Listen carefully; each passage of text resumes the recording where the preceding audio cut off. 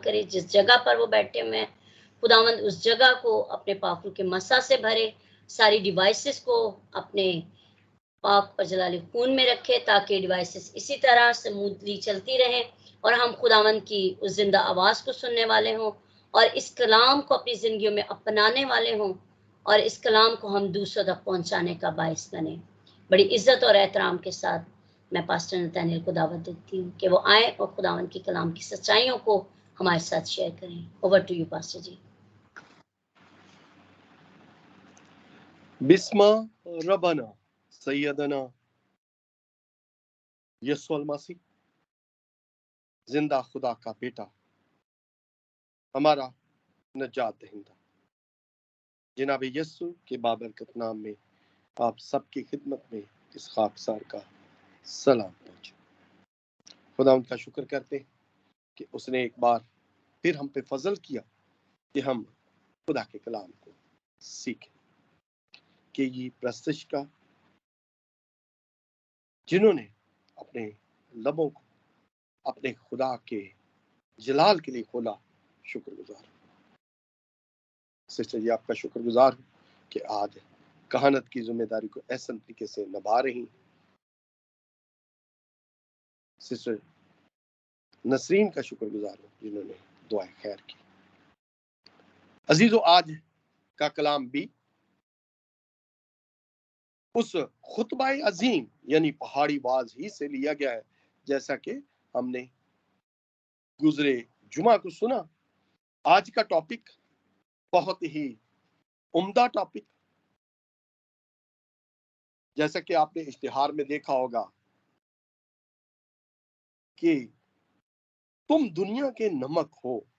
आज हम इसको सीखने की कोशिश करेंगे कि जनाब यीशु ने हमें क्यों कर ये कहा कि तुम दुनिया के नमक हो, क्योंकि अगर कहा गया है तो इसमें हकीकत भी होगी और हकीकत को हम कलामे पाक से ढूंढेंगे और उसको सीखेंगे कि क्यों कहा गया है हमें नमक, क्यों उसने अपने आप को नहीं कहा।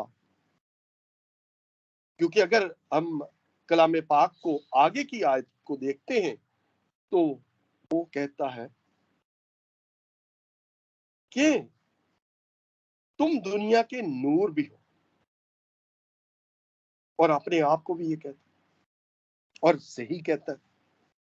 तो आज हम नमक के बारे में सीखेंगे कि खुदावन हमें क्यों कर इस गुज़ा के साथ, जो एक ऐसा चीज से तशबीह दी गई है कि बनीनो इंसान को जमीन का नमक कहा गया। तो मैं इस आयत को जो के ली गई है मत्ती रसूल की अंजील जलील, उसका 5वां बाब और उसकी 13वीं आयत। यहाँ कलाम खुदा में लिखा है, तुम जमीन के नमक हो, लेकिन अगर नमक का मजा जाता रहे तो वो किस चीज से नमकीन किया जाएगा, फिर वो किसी काम का नहीं, सिवा इसके के बाहर फेंका जाए और आदमियों के पांव के नीचे रौंदा जाए। खुदा उनके कलाम का पढ़ा, समझा और कबूल किया जाना हम सब के लिए बाइस से बरकत का वसीला बने। मेरे अजीजों, नमक एक ऐसी चीज है जो हमारी जिंदगी में बहुत ही जरूरी है। कम हो जाए फिर मुश्किल, ज्यादा हो जाए फिर मुश्किल। अगर कम हो जाए, कम किस तरह हो सकता है? जब हम कभी ज्यादा एक्सरसाइज कर लेते हैं, ज्यादा मशक्कत कर लेते हैं, पसीने के जरिए हमारे नमकियात हमारे जिस्म से खारिज होते हैं, और जब हम डिहाइड्रेट होते हैं तो उससे क्या होता है? पसीना ज्यादा बह जाता है, और पसीना बहने से हमारा ब्लड प्रेशर लो हो जाता है, और जब लो होता है तो हमें उस बीमारी के वजह से या तो मौत वाक़या होती है या इंसान कोमा में भी जा सकता है। ये होगी कमी की बात। अगर हम इसको ज्यादा कर लें, अपने खाने में ज्यादा डाल दें, या इसकी जो मिकदार है अपने खानों में या अपने किसी भी लवाजमात में इसकी मिकदार को ज्यादा बढ़ा दें, तो उससे भी ब्लड प्रेशर हाई हो जाएगा और उससे कई किस्म की बीमारियां लग जाएंगी और मौत वाक़या। अगर हम नमक को खाने में ना डालें तो बैक्टीरियाज खाने में बढ़ जाएंगे और खाना जल्द खराब हो जाएगा। खुतबा अजीम में यस्सु ने अपने पैरोकारों के साथ जो खल्क़ खुदा वहां बैठी थी उससे कहा, तुम जमीन के नमक हो। और ये हकीकत है, क्योंकि हमारी शबी नमक के साथ इस तरह दी गई है कि जब हम नमकीन हैं तो जायकेदार भी हैं, और जब जायकेदार हैं तो दूसरों के लिए जरूरत अमल है। अगर जरूरत नहीं है तो यहाँ कलाम खुदा कहता है कि वो क्या होगा, बाहर फेंका जाएगा और आदमी को पांव के नीचे रौंदा जाएगा। क्योंकि जब नमक का मजा ही नहीं तो नमक किस काम का। हमें दुनिया में मजेदार होना, मजेदार होने के साथ साथ उनके लिए मशले राह भी बनना है, जैसा आकाए खुदा हमें यहां फरमाता है। जहां खुदा का बेटा हमसे हम कलाम होते हुए हमें ये सिखाता है कि तुम दुनिया के नमक हो, और नमक जब कम पड़ जाए खाने में तो फिर बद जायका खाना बनेगा, और जब ज्यादा पड़ जाए तो उसको कोई मुंह नहीं लगाएगा। नमक एक ऐसा जरूरियात जिंदगी का एक अजू है, जिसके अगर हम डिक्शनरी में मायने देखें तो इसको कहा गया है कि एक फर्द या ग्रोह जिसे मुआशरे की बेहतरीन अनासर का नुमाइंदा कहा जाता है। अगर आप डिक्शनरी में इसके मायने को देखें, जमीन के नमक का मतलब डिक्शनरी हमें ये बताती है। अगर हम नमक की अफादियत को जानने की कोशिश करें तो हमें किताबें जो हम पढ़ते हैं या अजीम कुतब जिनको कहा गया है उनमें पढ़ते हैं तो नमक इस तरह कदरे कीमत रखता है कि रोमी सिपाहियों को बाज़ औक़ात नमक के तौर पर उनकी अदायगी, जो उनकी मशक्कत या उनकी तनख्वाह की सूरत में दिया जाता था। और अगर हम नमक ही के बारे में देखें तो नमक हमारी जिंदगी में बहुत ही एक जरूरी चीज का दर्जा रखता है। अगर पुराने जमाने में देखा जाए तो नमक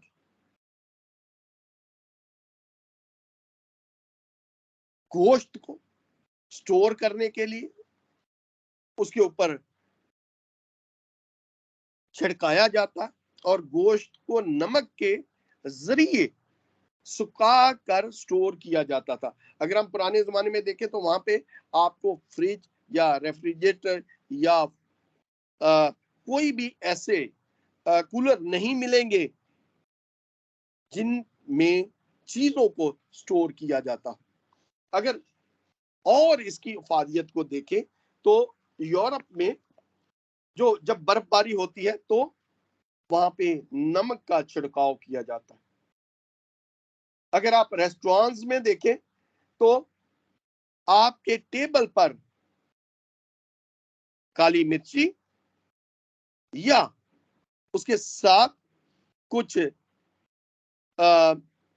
कुछ दूसरी जो चीजें होंगी जिनमें कह सकते हैं आप कुछ केचप वगैरह, और उसके साथ ही आपको नमक की भी एक छोटी सी आपको कह सकते हैं नमकदानी वहां पे आपको मिल जाएगी। क्योंकि अगर कम में है तो हम डाल सकते हैं, क्योंकि हर इंसान का अपना अपना स्वाद है, और इसी स्वाद को हम आज जानने की कोशिश करेंगे। और यीशु ने क्यों कहा कि तुम दुनिया के नमक हो। अगर हम मरकस की तरफ देखें तो मरकस हमें बड़ी खूबसूरती के साथ इंसानी तल्लक को जोड़ने की वजह बताता है,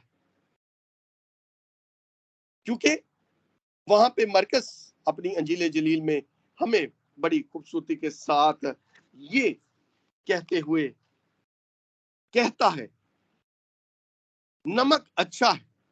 नमक क्या है जी? नमक अच्छा है, लेकिन अगर नमक की नमकीनी जाती रहे तो उसको किसी चीज से मजेदार नहीं किया जा सकता। अपने आप में नमक रखो और एक दूसरे के साथ मिलाप रखो। यानी हमें अपने आप में नमक रखना है और ऐसा स्वादिशा अपने आप को बनाना है कि हम एक दूसरे के साथ उस नमक, उस रवैये, उस सलूक को, उसने सलूक को दूसरों के साथ मिलाप का जरिया बने। अगर हम जायकेदार जो पहला इनवान है उसकी तरफ देखें तो नमक हमेशा ही जायकेदार है। किसी भी चीज में जब हम नमक डालते हैं तो वो क्या होती है? डिलीशियस बन जाती है। जो भी नमकीन आप बनाएंगे उसमें नमक डालेंगे तो वो अपना जायका हमें, जब हम उसको खाते हैं तो वो एहसास दिलाएगी कि वो वाकया ही मजेदार है। इसी तरह मसीही लोग जिनके लिए कहा गया है हकीकत में वो जायकेदार है दुनिया के लिए। अगर आप दुनिया के लिए स्वादिष्ट हैं तो ये हकीकत है। क्योंकि अगर हम देखें बड़े बड़े साइंसदान, डॉक्टर्स, आलमे दीन, बड़ी बड़ी माली हसीयत रखने वाले लोग, आला रुतबे रखने वाले लोग, वो सारे के सारे मसीही हैं और दूसरों के लिए अपना जायका, हर एक अतायत जो उनको सोबत, जो उनको हसीयत मिली है, वो उसका प्रचार करते। अगर हम बिल ग्रेट्स को देखें, वो उन चंद लोगों में है जो कि दुनिया की 10 अमीर तरीन शख्सियात में एक है। वो अपना आमदनी का बहुत बड़ा हिस्सा इंसानी कामों में खर्च करते। तो हो गए ना हम दुनिया के लिए स्वादिष्ट, जायकेदार। इसी तरह पलूस हमें सिखाता है।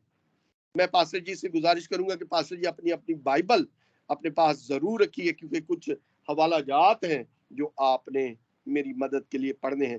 कुलसियों, रसूल आजम पलूस रसूल का खत, कुलसियों के नाम, उसका 4 बाब और उसकी 6 आयत।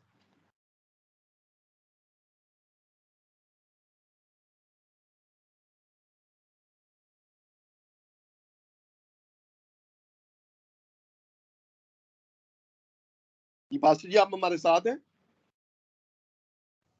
जी जी, मैं आपके साथ हूँ। कुलसियों 4 बाब और उसकी 6 आयत में लिखा है, तुम्हारा कलाम हमेशा ऐसा पुरफजल और नमकीन हो कि तुम्हें हर शख्स को मुनासिब जवाब देना आ जाए। कलाम के पढ़े और संजय बरकत हो। आमीन। आमीन। बहुत बहुत शुक्रिया पास्टर जी, खुदा आपको बरकत दे।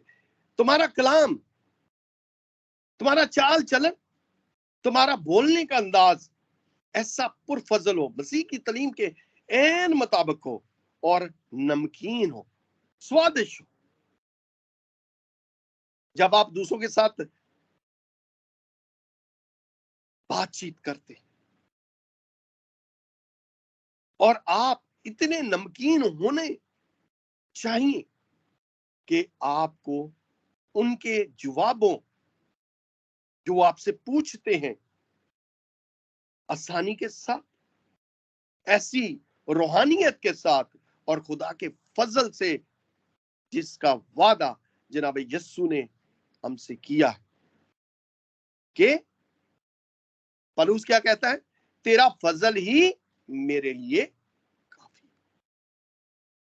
उसका फजल हमारी शख्सियत में नमकीनियत पैदा करता है, और जब हम नमकीन होते हैं तो हमारे काम से, ख्यालों से और हमारी सोचों से जो खुदा हमें अता करता है, मुस्बत रवैये से लोग मुतासर होते हैं।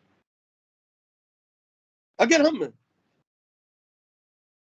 नमकीनियत को देखें तो हमारी कुर्बानियां भी, खुदा का कलाम हमें कहता है कि वो नमक का एक हिस्सा रखे।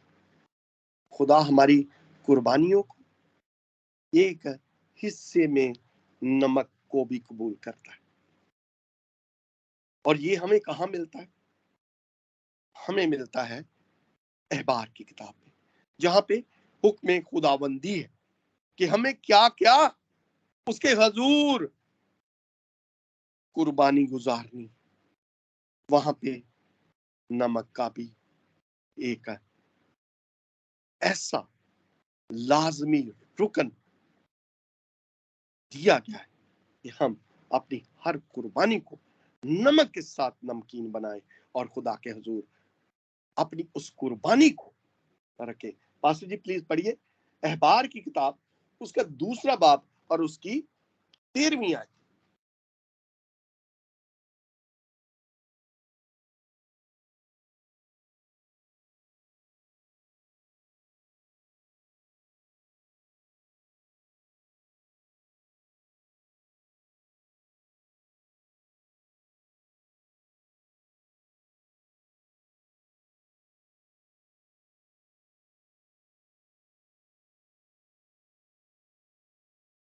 पास्टर निकला?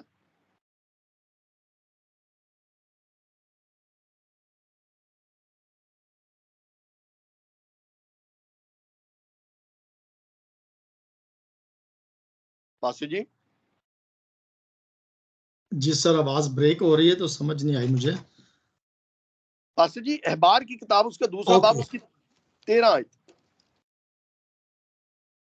1 मिनट जी। अहबार 2 बाब और उसकी 13 आयत। सॉरी, मैं आवाज थोड़ी ना ब्रेक हो रही थी।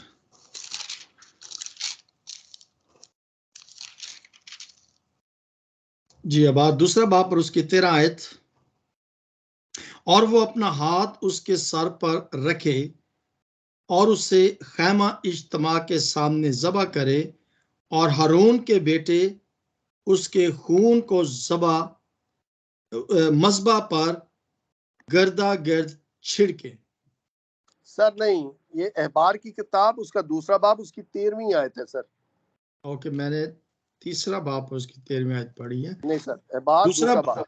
और तू अपनी नजर की कुर्बानी के हर चढ़ावे को नमकीन बनाना और अपनी किसी नजर की कुर्बानी को अपने खुदा के अहद के नमक बगैर ना रहने देना, अपने सब चढ़ावों के साथ नमक भी चढ़ाना। आमीन। आमीन। शुक्रिया पास्टर जी। अहद का नमक, इसमें अहद का नमक बड़ी ही खूबसूरती के साथ हमें यह कहता है कि हम उस अहद के साथ, उस नमक के साथ जुड़ चुके हैं, जिस नमक का जिक्र जनाबे यस्सु जो जिंदा खुदा का बेटा है हमें यहां फरमाता है कि तुम नमक हो। और खुदा हमें क्या कहता है? अहद का नमक। जब हम अहद के नमक है तो अहद कहां से शुरू हुआ?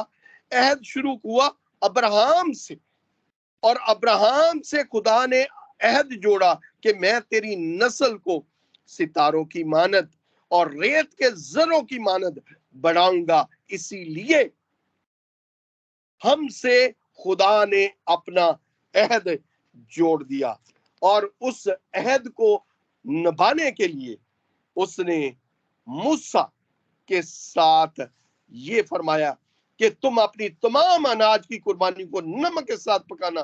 तो अपने खुदा के अहद का नमक अपनी गल्ला की कुर्बानियों में से गैब ना होने देना, अपनी तमाम कुर्बानियों के साथ उसको पेश कर।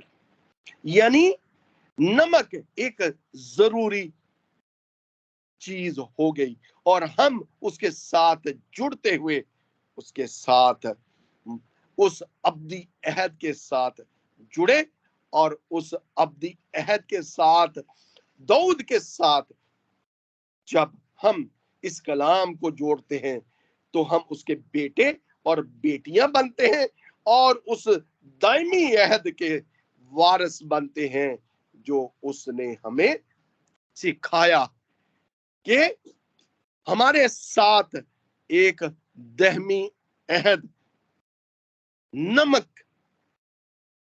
के जरिए जोड़ा गया।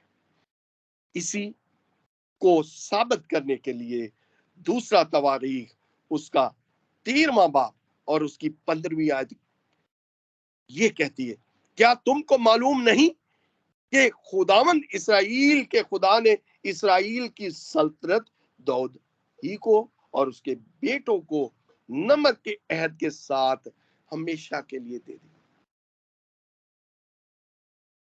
दाऊद के साथ खुदा ने अब्दी अहद को दायमी करार दिया, यानी नस्ल दर नस्ल। पहले क्या था?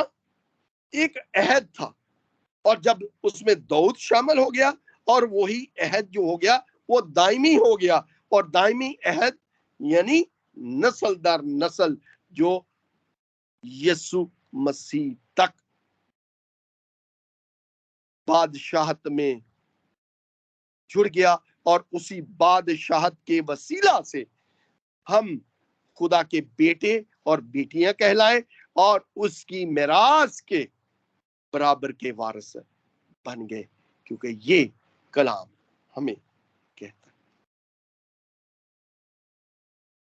अगर नमक ही की एक और मिसाल हम देखें तो हमें नमक के साथ वफादारी, खुदा के लोग जिनको खुदा के कलाम से रोशनी मिली, खुदा के कलाम के वसीला से उनके दिल में वफादारी पाई गई। शाय फारस के साथ अगर अजरिया किताब पढ़ते हैं उसका 4था बाब, उसकी अजरा 4था बाब 14वीं आयत में बड़ी खूबसूरती के साथ खुदा का कलाम हमको ये सिखाता है कि वो शाय फारस के वफादार रहे, और उन्होंने अपने आप को शाय फारस के ताबे किया और उनसे कहा कि हमने तेरा नमक खाया है, हम नमक हरामी नहीं कर सकते कि तू हमारे साथ ऐसा सलूक करता है जैसा हम तुझसे चाहते। रवादारी का सलूक, प्यार मोहब्बत का सलूक, और हम तेरे वफादार हैं, हमने तेरा नमक खाया। अगर आज भी हम अगर पुराने लोगों की बातों को देखें तो पुराने लोग जो हमारे अजदाद थे वो नमक की वफादारी का किस्सा जरूर हमसे कहते थे कि हमने किसी घर का अगर नमक खाया है तो हम उसके वफादार रहें। हमने यस्सु का नमक खाया है क्योंकि यस्सु ने हमें नमक से तशबीह दी है कि तुम दुनिया के नमक हो। हमें जायका दिया गया।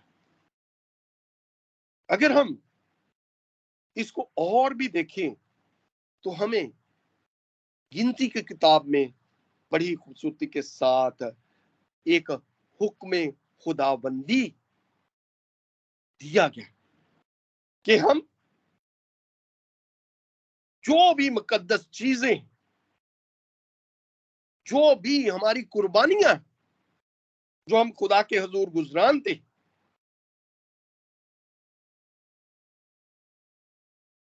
उसमें खुदा हमें क्या सिखाता है? हमारे साथ अपना दहमी अहद वो बांधता है ताकि हमारी नस्लों में हमेशा खुशहाली आए।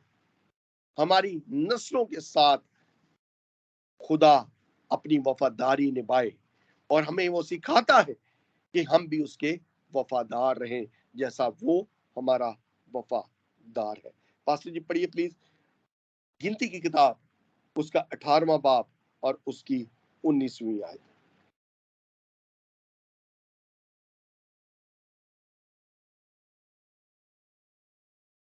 गिनती किताब उसका 18 बाब और उसकी 19वीं आयत। 19 आयत। और तू औरत के पास जब तक नहीं सर, वो नहीं सर, आबाद, नहीं सर, गिनती की किताब सर। हाँ जी, गिनती किताब उसका 19 बाब। नहीं सर, 18 बाब 19 आयत। जी मैं अबार की किताब पढ़ रहा हूँ थोड़ा सा नहीं ना। सर, हाँ हाँ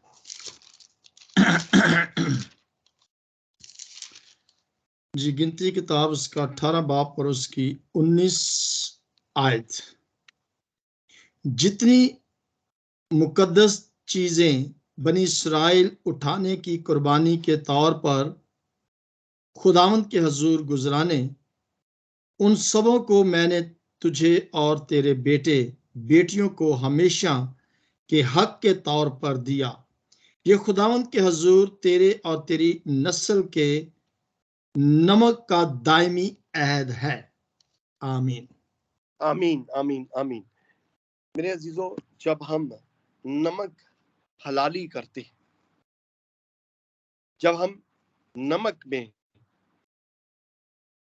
वफादारी निभाते तो खुदा हमारे बेटे बेटियों को हमेशा के लिए हक के तौर पर खुदा उनके हुजूर नस्ल दर नस्ल दायमी बनाता है। खुदा हमें हर उस बरकत को हम पर दे देता है जिस बरकत को हम उससे मांगते हैं, क्योंकि खुदा हमसे वफादारी इनकसारी मांगता है। अगर हम अलीशा की तरफ देखें, जब बनी इसराइल कौम को पानी की जरूरत है और पानी कड़वा है, तो अलीशा क्या करता है? अलीशा एक प्याले में पानी लेता है और उसमें नमक डालकर उस पानी में डालता है और वो पानी पीने के काबिल होता है।